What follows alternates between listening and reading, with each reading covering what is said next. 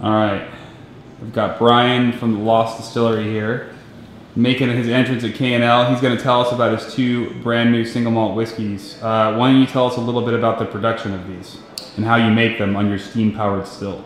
Yeah, so both of these are made from 100% California-grown organic malted barley. We bring it in, wet the grain, and then smoke it on site in a smoker we built using Canadian peat harvested from Manitoba. And probably the most interesting difference between our whiskeys and other, similar styles from around the world is the source of peat. The different peat bogs each have different species of sphagnum moss, which later turn into the peat. And the thing you'll notice in these is that the Canadian peat we use is high in guaiacol, like the Scottish peat. And guaiacol is the phenolic acid that smells like smoke and tastes like smoke.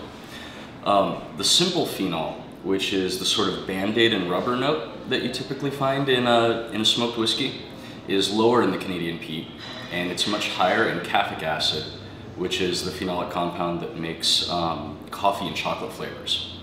So you'll notice tasting the whiskeys that you can pick out a distinct chocolate coffee note towards the mid-palate. And I think that's probably the most interesting thing about them. We also mature them in late harvest Cabernet casks that we pick up in Napa Valley. So they have a certain amount of wine influence from the aging process that's unique to our whiskey. How long have these been in barrel for, and what can you tell us about these two whiskeys? You've got two here. You've got the Seascape and you've got the Leviathan. And so they're obviously very different. What are the differences? The main difference is the peating level. Also, obviously, they came from two different barrels, and you can see that in the case of the Leviathan, it was a more active cask. And you can see it's a little bit darker in color. We don't really want to tell you how long they've been in a barrel. We're a relatively new distillery. We've only been here since 2009, and so obviously they're relatively young, and it's not our strongest suit. Probably the most interesting thing about them is the level of smoke. In the case of Leviathan, it's actually peated to 110 parts per million, which makes it one of the most heavily smoked whiskeys in the world. That's like supernova levels. Yeah. In the case of Seascape, it's peated to 55 parts per million, so it's more in line with a typical smoked whiskey that you'd find in terms of the peating level. How would you describe them flavor-wise? I mean, what do they taste like to you? I taste a lot of the wine influence from the casks, which gets me really excited. I also pick out a lot of floral notes in the Seascape in particular, and a lot of cinnamon and cookie notes in the Leviathan.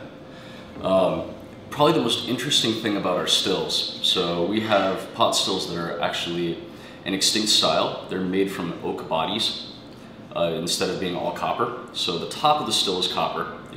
Insert a picture here. Right, yes. And the body is oak.